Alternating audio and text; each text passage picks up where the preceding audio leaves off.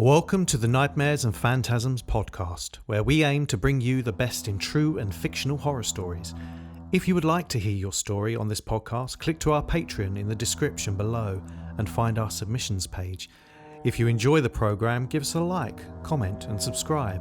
Don't forget to become a patron on Patreon. Every little bit helps to keep us doing what we are doing. I'm your guest host, Mark Young, author of The Cat's Hand, a story that was based on an actual nightmare I had about 12 years ago and still haunts me to this day. So turn the lights out, lock your door, and come with me into the darkness.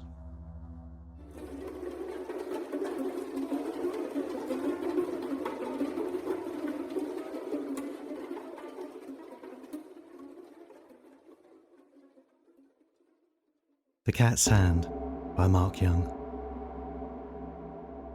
Black shadowy fingers shimmer on thin drapes. The soft eldritch glow of the gaslight warms the far corners of the room as I lay in bed. The air is cold and my dry throat feels like a chimney, my lungs fanning the kindling in my chest. My heart is an open fire and I'm drenched in sweat beneath the blanket. Tap, tap, tap. Rain falls. The trees shiver in the wind and in slow rhythm drops of water hit the window. The shadow fingers scuttle like a cluster of spiders feeding on mummified prey. The storm builds to a crescendo, swelling like an orchestra of drumsticks rattling the glass. Something is coming. The paws of a four-legged creature pad along the gutter, seeking, searching, hunting. It enters the roof through the eaves and into the walls. And I sense it. It is in the room with me. Muscles seize, can't move. The monstrous, oversized feline jumps onto the foot of the bed, a silhouette form moving in a frenzied manner against the backlight from the street. Foot by foot it crawls on my rigid body, its black shape growing, pressing on my stomach. The weight on my gut makes me want to vomit. Purrs murmur in the back of its throat.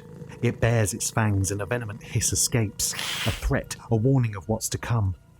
Green demonic light glimmers over the eyes like two crystal balls, signalling my fate is sealed. My heart tightens like a fist, punching against my breastplate as the creature's tail rises over its body. Attached to it, a human hand. I gasp, sound catching in my throat. I'm unable to cry for help. Its nails are twistingly pointed, deformed talons. Each finger spreads and curls into a clawed hook, swiping the air as it comes at me. Can't move, can't breathe, can't escape. There's no way out. Then everything happens so fast. The cat's hand swipes at my cheek. Something gives. Free from what felt like rigor mortis, my left arm shoots up and I snatch the end of the towel before the mangled claws gouge the flesh from my face. I cry out, "Father!" My eyes flick open. I'm holding my clenched but empty hand in the air.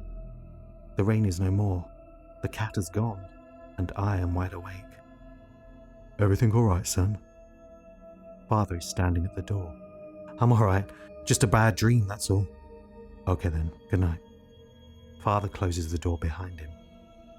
I steady my breath. My surroundings are deathly quiet. So quiet I can hear and feel the pulse thumping in my ear. Thank God I'm all right. The gaslight goes out and the room falls into complete darkness. Fear subsides and, feeling stupid, I chuckle at how vivid and real the nightmare was. Before closing my eyes, I scan the room, and everything in reality is how it was in the dream. Everything but the cat's hand.